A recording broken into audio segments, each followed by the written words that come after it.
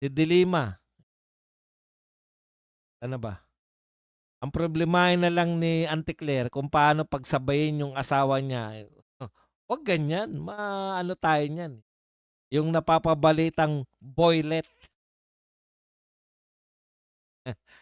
Ayan po ay direkta nating sinasabi na walang katotohanan at tsismis lang.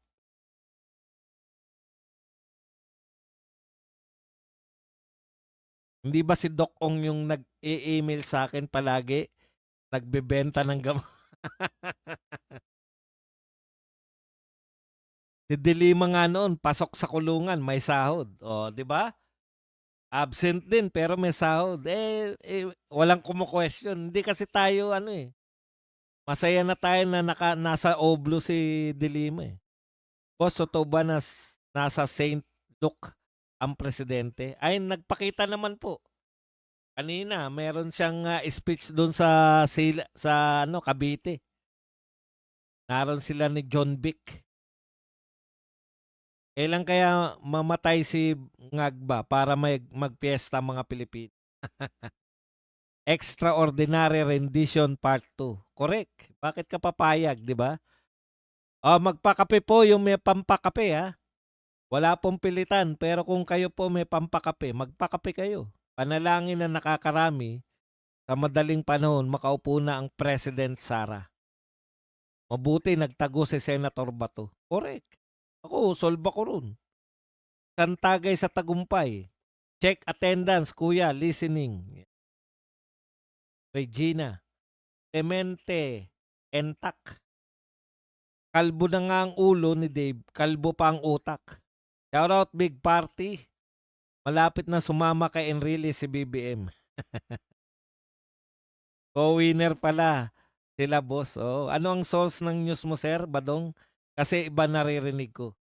Ayan nga po, kaya nga po sinasabi ko sa inyo, kahit po international, pag nakinig po kayo sa Fox News, pag nakinig kayo sa CNN, o wag na, hindi na international, parehong ano yan, US base.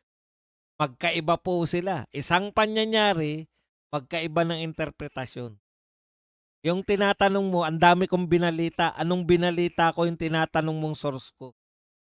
Ang dami kong binalita eh. Iba-iba po source niyan eh. Saan ka concern? Ano yung sinasabi mong balita? Na ano yung source ko ng news? Hindi lang po isang news source ko. Anong binalita ko ngayon ang gusto mong itanong? Sasagutin ko po yan. Wag lang yung lahat kasi po ang haba niyan. Ang party list ni Laila de Lima na ML, ibig sabihin pala ay maleta luggage. Bakit TRO lang ang appeal ni Sara? Hindi po TRO. Matigil na mismo yung ginagawa. Pansamantala, TRO. Temporary nga eh, di ba? Pag TRO, temporary lang. Pero ang gusto niya, ipatigil na yung ginagawa ng Justice Committee. Bakit TRO? Kasi itutuloy nila ng April 14 eh. Ganun po yun para hindi na matuloy. Pero kung sakali natuloy ng April 14, napag-aralan na ng Supreme Court, pwede nilang ipatigil na yun o mag-TRO muna. Bilyones budget ng PCO kaya dapat mag-ingay sila pabor sa amo nila. Tatay Badong, tanong, kumusta? Bakit hindi makasagot ng diretso si Kong Tabi? Kasi nga panay palabas lang si Tabi. Wala naman pong nakikita yung mga tao dyan sa mga pinagsasabi niyan. Boss, tanong lang, totoo ba yung sinabi ni Lacson na pinadaan ng Iran yung barko natin sa Hormuz? Yan nga po, tignan nyo yan ha. May barko po na hindi natin question. Yung nagsalita po sila na bumili tayo ng langis sa Russia. Wala po nag-question dun kasi nakita natin may picture yung barko eh. Ang hiling ko lang, para hindi na po questionin, maglabas kayo ng picture ng mga barko natin na dumating galing Hormuz. O kahit stock picture. Ito po yung barko natin. Lahat po ng barko may pangalan eh. MV Doña Beatriz. Ito po, kagagaling lang nito sa Hormuz. Ba naman, 'di ba? Yan yung sinasabi ko, PCO. Para hindi na umaasa sa tsismis, kayo na mismo yung maglabas ng mga hinahanap namin. Hindi yung demanda namin yung fake news. Alam niyo po, sa dami po ng impormasyon, one way or another, minsan sa buhay natin, nabiktima tayo ng fake news. Ako, aminado ako, nabiktima ako ng fake news. Akala mo totoo kasi pati yung mga ano ginagamit na nila na nagpe-fake news eh. Pati yung mga logo. Logo ng Inquirer, logo ng Tribune.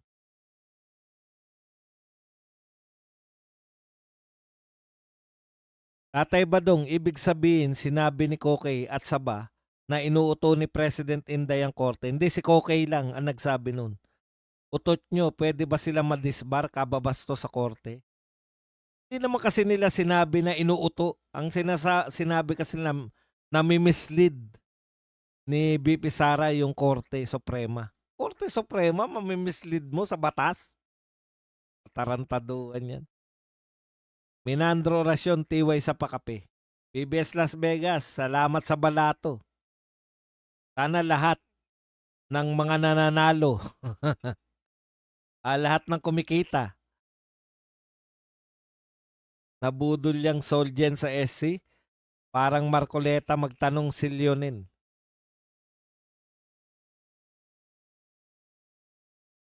Hindi ka nagsusugal. Kahit na taga Las Vegas, yan talaga, no? Ang tindi ng pang-ano ni BBS Las Vegas. Saan ka kumita? 1,000 ang araw? Putya, sarap nun.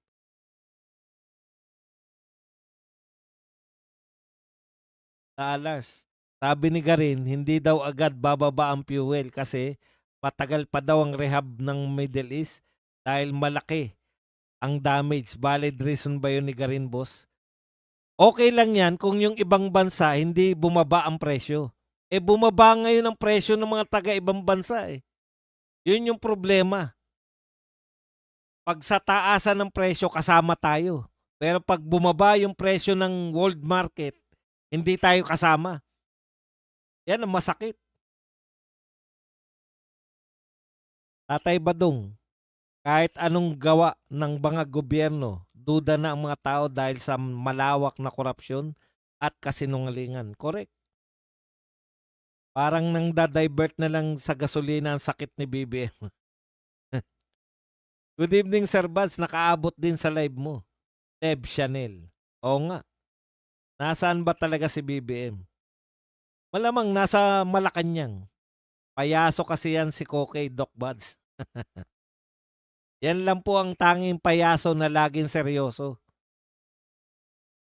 Kala ni Ridon nakalusot na sa TRO pero pinapaliwanag na sila ng 10 days. Mas mapapadali pa ang kaso. Hindi naman po basahin ko ha. Ito po yun eh. Diba isa sa petition nila na mag-TRO. Sabi, the consolidated cases and without necessarily giving due course to the petition. Hindi pa po sila nagpapasya sa petition. Isa po sa petition, magkaroon ng TRO. Porket walang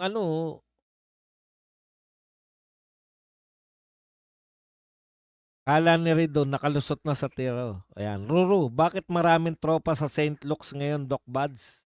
Ayun ang hindi natin kayang sagutin. Yan nga po eh. 'Di ba yan po dapat yung sinasagot ng PCO. Yung mga agam-agam. Bakit marami sa St. Luke's? Hindi sagutin nila kasi may artista na. Politiko o taas ang katungkulan. Dito sa Japan, diesel 150 yen o 57 pesos regular. 161 yen o 61.18 pesos high octane. 171 yen. Kalahati lang ng presyo natin. Tatay Badong 2 weeks lang sa Baba Lovely, laos na agad. Eto po ang masasabi ko sa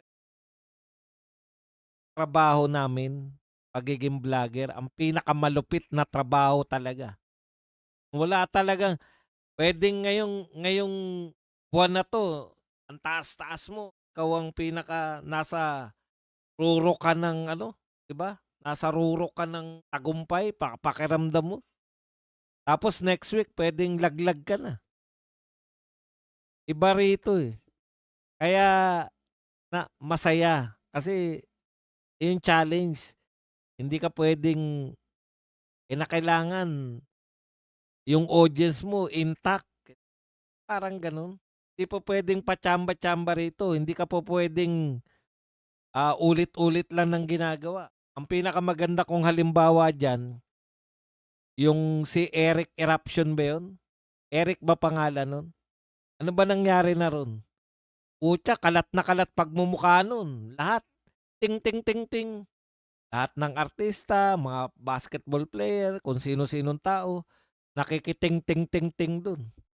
Eh ngayon, parang hindi niya sumasayaw ng mga gusto ko ng beat. Hirap po sa mga vlogger. Ito po ang buti pa yung artista, 'di ba? At least kahit papaano 'pag sumikat ka, medyo matagal-tagal pa ang buhay mo, eh. Eh, dito po, pinakamalupit 'to sa lahat na trabaho. Pinaka-satisfying, same time pinakamalupit. Kaya 'pag viral ka tapos wala ka ng maibato sa susunod, eh, sumikat naman siya kasi wala naman naghamon pa ng direkta kay VP Sara, 'di ba? "Uy, natin hinahamon." So, pinauso niya yung hamon ng debate. Pagkatapos nun, wala na. Ano pang sasabihin nun ng kaiga-igaya?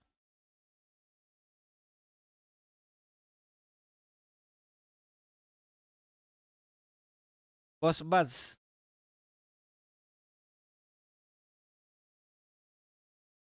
bakit maraming pulis sa Saint Luke's? Ayun po, hindi ko po kayang sagutin yan. Dapat ang kantahin ni Terry Boy Redon, Doc Buds, Where Are the Clowns Said? Yung where, ano? Yung Where Are the Clowns? Send in the Clowns. Yun, Send in the Clowns. Good evening, first time subscriber here. Yan. Enjoy ka lang, Master Plan. Bilib na bilib ang mga tao ngayon sa Tulfo Brothers dahil sa kanilang pananahimik sa flood control, corruption.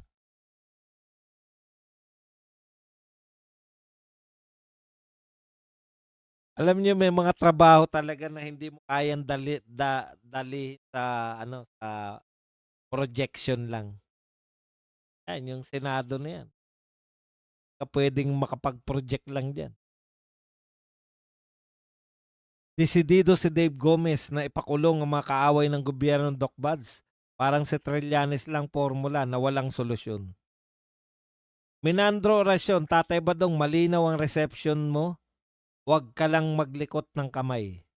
Sir Buds, binalita ka na sa ganang mamamayan, bumaba. Sir Buds, binalita kanina. Sa ganang mamamayan, bumaba ng 15% ngayong araw sa world market ang langis per barrel. Kaya dapat magbaba ng agad sa atin. Yan yung problema, di ba? Meron silang langis, stock na langis. Nung tumaas sa world market, tinaasan rin nila kahit yung binibenta nila stock. Ngayon, bumaba, tsak yan, sasabihin nila, mahal pa yung bili namin eh. Ganyan talaga. Bali-balita, Boss Buds, abot daw ng 200 pesos per liter na ang gasolina, mas mataas na sa bayad sa bading. Kano ba bayad sa bading? Tatay Badong, sino ba yung kalbo sa PCO? Yun nga yung secretary ng PCO, Dave. Pero si Sendanya, kumusta naman ang airtime mo sa mga bayarang media? Tuwang-tuwa sila, eh, 'no, kino-cover sila ng media, eh. Sa Pilipinas mamigay ka naman ng piyatos, hawak mo ng ang meryenda. Sir Bad, saan na si Bisdak? Kung saan na si Bisdak, hindi naman kami magkasama mag-vlog.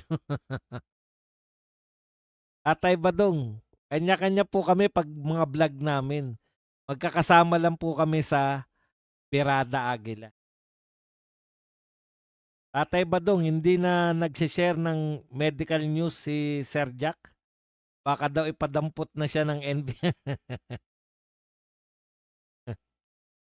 Sabi pa ni Palsis, ako, 'di ba, ayan katulad niyan si ano, sasabihin niyo nalalaos. Ako po, hindi po ako malalaos as vlogger. Kasi hindi naman ako nauso, eh. Yung mga nalalaos lang po, yung mga nauso. O kaya yung mga sumikat. Eh, ako naman hindi naman ako sumikat, eh. Paano ako malalaos?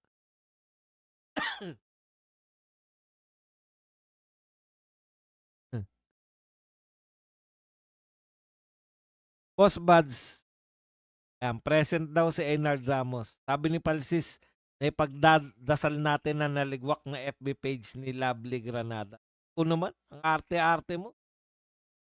Meron na bang 100,000 followers yan? Ako nga, natigok yung 100,000 followers ko na sa FB. Oh, gawa lang uli, ganun talaga yung FB. Ano ba talaga ang ibig sabihin ng bengbang? Wala kasi sa dictionary. O naman Marlon, no? Alam mo na yan. Di na kinakailangan sabihin pa yan.